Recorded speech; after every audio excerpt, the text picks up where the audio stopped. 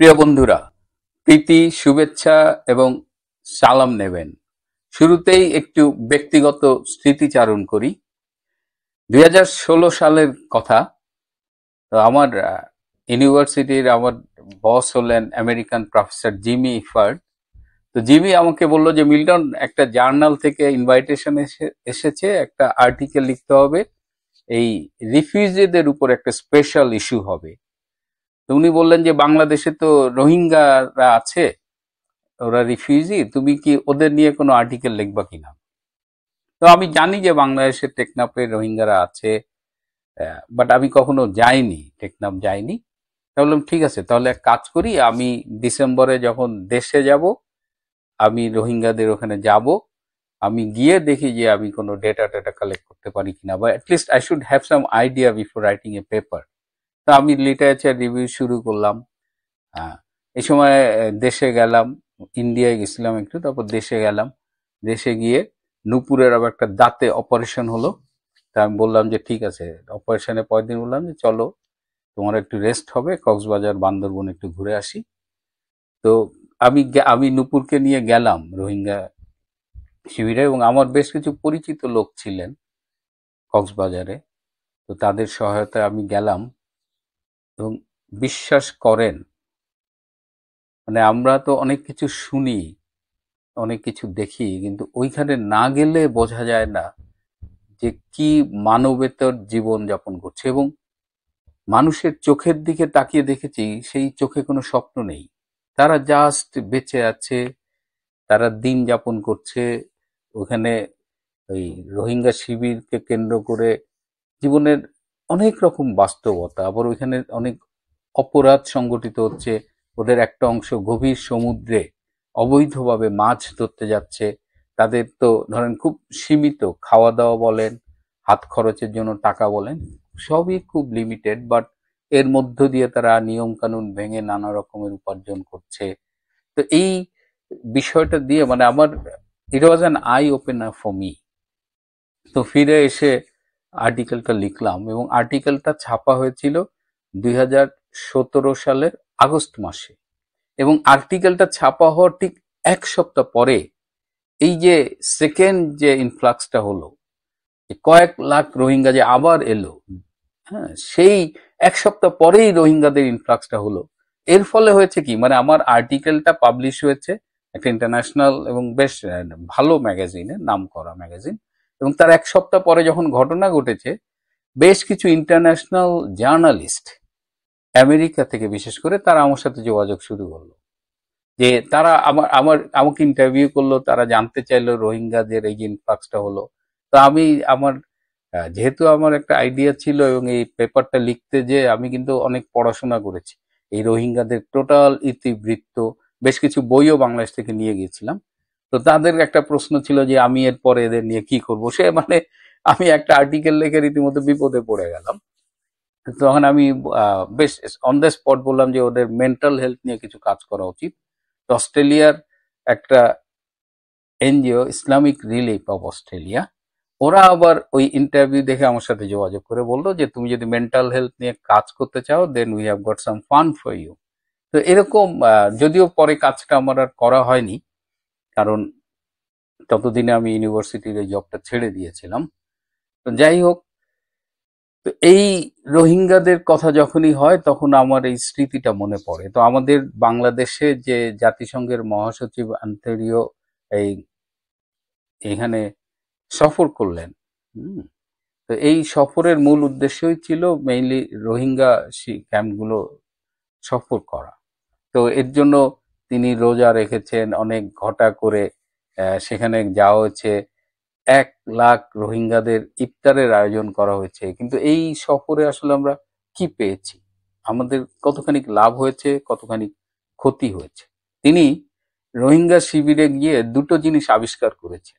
সেই আবিষ্কার দেখে আমি মুগ্ধ না হয়ে পারিনি, যে তিনি নিশ্চয়ই ভীষণ মেধাবী, না হলে এই জিনিস কিভাবে আবিষ্কার করে। আমরা এতদিন ওখানে গিয়েছি, কথা বলেছি, কিন্তু এইটা তো আমাদের মাথায় আসেনি। তিনি আবিষ্কার করেছেন যে রোহিঙ্গা শিবিরে যারা বাস করে তাদের আরেকটু বেটার কন্ডিশনে বাস করা উচিত, আর একটু বেটার, আর একটু শান্তিতে বাস করা উচিত।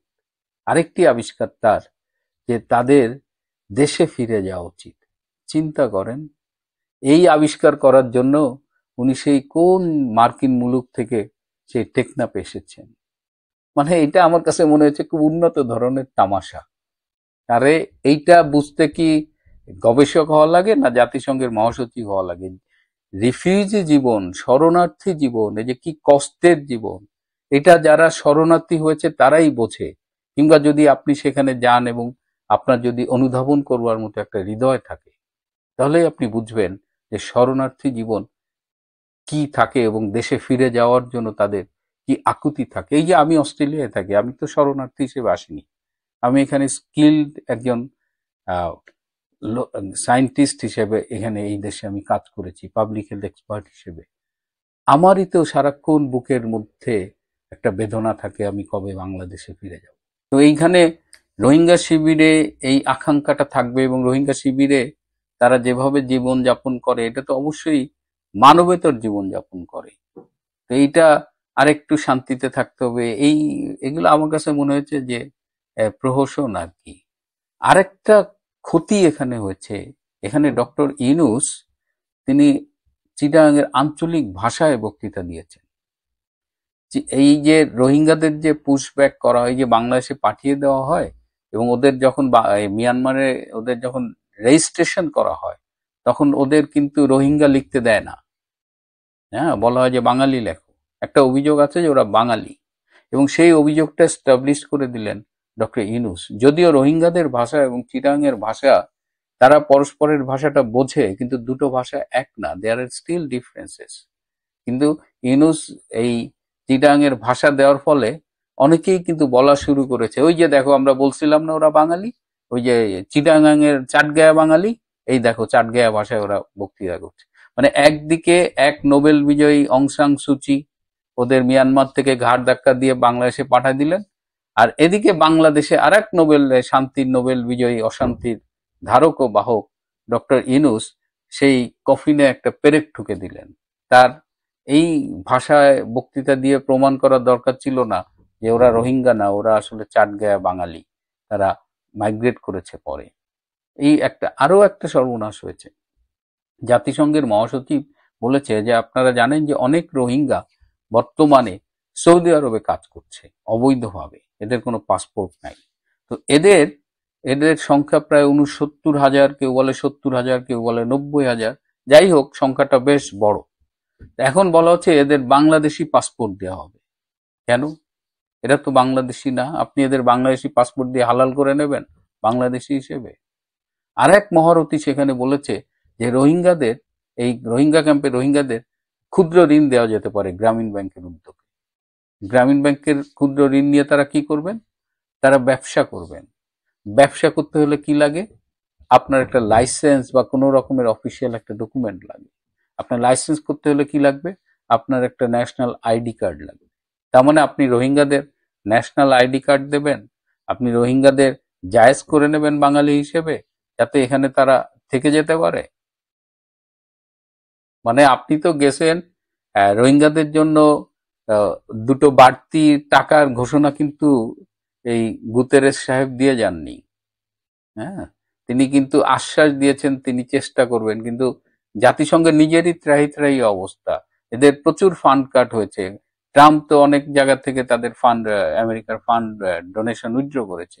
তো জাতিসংঘের নিজেরই, জাতিসংঘ তো আসলে কোনো প্রবলেম সলভ করতে পারে না। জাতিসংঘ যেটা করে, প্রবলেম ম্যানেজ করে, মানে সমস্যার ব্যবস্থাপনা করে। এবং এইখানে এই রোহিঙ্গারা যতদিন থাকবে, জাতিসংঘের এটা একটা লাভ। এই রোহিঙ্গাদের দেখায় তারা বিভিন্ন লোকজনকে এখানে চাকরি দিতে পারবে, বিভিন্ন ফান্ড অ্যাট্রাক্ট করে একটা ফান্ড নিজেদের কাছে রেখে দিবে।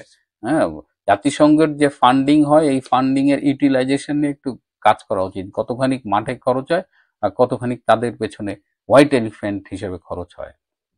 তো এই এই জায়গাটা খুব, মানে আমাদের একটু ভেবে দেখা উচিত যে তিনি জাতিসংঘের ব্যাপারে আসলে কি করতে পারবেন।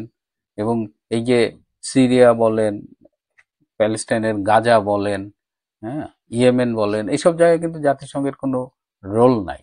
জাতিসংঘ পারে এই বাংলাদেশের মতো কিছু দেশের এখানে এসে লাফালাফি কাটাকাটি করতে। আবার গুতেরেস সাহেব সংবাদ সম্মেলন করেছেন ঢাকায়। সেই সংবাদ সম্মেলনে গোপনে 4 জন সাংবাদিককে বলা হয়েছিল যে only you can ask question, এর বাইরে কাউকে প্রশ্ন করতে দেওয়া হয়নি। সেই 4 জনের একজন হলো এপি, যেটা ডাস্টবিন শফিক আগে ছিল, এপির বাংলাদেশ সাংবাদিক, ডেইলি স্টারের একজন, এরকম আরো 2 জন, মোট 4 জন, 4টা দালাল সাংবাদিককে দিয়ে আগের থেকে ঠিক করা প্রশ্ন করেছে। আবার রাজনৈতিক দলের সাথে গোল টেবিল বৈঠক করেছে, 7টা রাজনৈতিক দলের সাথে গোল টেবিল বৈঠক করেছে। এই 7টার মধ্যে 2টার আবার রেজিস্ট্রেশন নেই। এই বৈঠক থেকে বেরিয়ে বিএনপির মহাসচিব এই যে মির্জা ফখরুল ইসলাম, উনি বলেছেন যে কিছুই বুঝলাম না, কিসের মিটিং, কি আলোচনা হইল। আর সংস্কার বা এই বিষয়গুলো তো জাতিসংঘের মহাসচিবের হেডেক না। জাতিসংঘের মহাসচিব একটা দেশের অবৈধ সরকারের সাথে মিটিং করেছে, he should be question for that. Doctor Yunus তার হ্যাডাম দেখাইলো যে দেখো আমি জাতিসংঘের মহাসচিবদের ধরে নিয়ে আসছি। কিন্তু আয়না কি করছেন? আয়না বাংলাদেশের কয়েক কোটি টাকা খরচ করলেন, এর বেশি কিছু তো না। প্রাপ্তির খাতা, অনেকেই বলেন অশ্বডিম্ব, আমি বললাম অশ্বডিম্ব তো একটা প্রাপ্তি, এটা নেগেটিভে চলে গেছে। We lost lot of things then to achieve anything. জাতিসংঘ, আরেকটা কথা হলো, ডক্টর ইউনূস বলেছেন তিনি আশা করেন যে আগামী রোজা মানে আগামী রমজানটা তারা মিয়ানমারে কাটাবে। এইটা শুনে আমি হাসবো না কাঁদবো? আপনাদের মনে আছে ফেনীর ওইদিকে যখন বন্যা হইলো, তিনি সেই 1000 কোটি টাকার একটা ফান্ড করছিলেন এনজিওদের ডেকে? একটা টাকা দেখছেন আপনারা? 1000 কোটি টাকার ফান্ডের একটা টাকা দেখছেন? সেই ফেনীর বন অঞ্চল, এই বন্যা দ্রুত অঞ্চলের লোকজন কিন্তু এখনো সাফার করতেছে। তিনি 1000 কোটি টাকার একটা ফান্ড গঠন করবেন, এটা শুনে আমরা লাফালাফি শুরু করে দিলাম, কিন্তু ফান্ডটা আর গঠিত হইল না। আবার বলতেছেন উনি আগামী 1 বছরের মধ্যে রোহিঙ্গাদের পাঠায় দিবে। আমরা আবার বগল বাজানো শুরু করলাম যে আরে বাবা, নেতা দেখছো, আল্লাহ যদি বাঁচায় রাখে 1 বছর পরে আপনাদের সাথে কথা হবে। এইসব লোক, এই ডক্টর ইউনূস হলো মানে চাপাবাজির চূড়ান্ত একটা অবস্থা। আর সেই চাপাবাজি দেখা বাংলাদেশের কিছু আবাল আছে, কিছু দল অন্ধ আছে, এরা লাফালাফি করে, কিন্তু একবারও এরা জিজ্ঞেস করে না যে ডক্টর ইউনূস যেটা বলে সেটা কি বাস্তবে তিনি করেন, কিংবা এটা আদৌ বাস্তবায়িত হয় কিনা। তো এই জাতিসংঘের মহাসচিবের সফর নিয়ে যত হইচই, আমি এর আগে আরেকটা এপিসোডও করেছিলাম, আমি বলেছিলাম যে জাতিসংঘ মহাসচিবের লেভেলের রাষ্ট্রীয় অতিথি এলে তারা সাধারণত সাভারে গিয়ে আমাদের জাতীয় স্মৃতিসৌধে শ্রদ্ধা বা পুষ্পাঞ্জলি অর্পণ করেন। সেটাও এই অ্যান্তোনিও গুতেরেস করেনি, এবং সেটা মানে প্রথা ভেঙেছে, এবং আমি খুব অপমানিত বোধ করেছি। এবং বর্তমানে সরকার যে স্বাধীনতা বিরোধী চেতনার ধারণকারী একটা পাকিস্তানি পন্থী রাজাকার জঙ্গি সরকার, সেটা এই ঘটনায় আবার প্রমাণ হলো। সুতরাং ওভারঅল ইন এ নাটশেল, যে we achieved nothing but we lost a few things. প্রিয় বন্ধুরা, আজ এ পর্যন্তই। ভালো থাকবেন, সুস্থ থাকবেন। যারা এখনো আমার ইউটিউব চ্যানেলটা সাবস্ক্রাইব করেনি তাদের কাছে অনুরোধ রইল চ্যানেলটি সাবস্ক্রাইব করবার জন্য। সবাইকে অনেক ধন্যবাদ।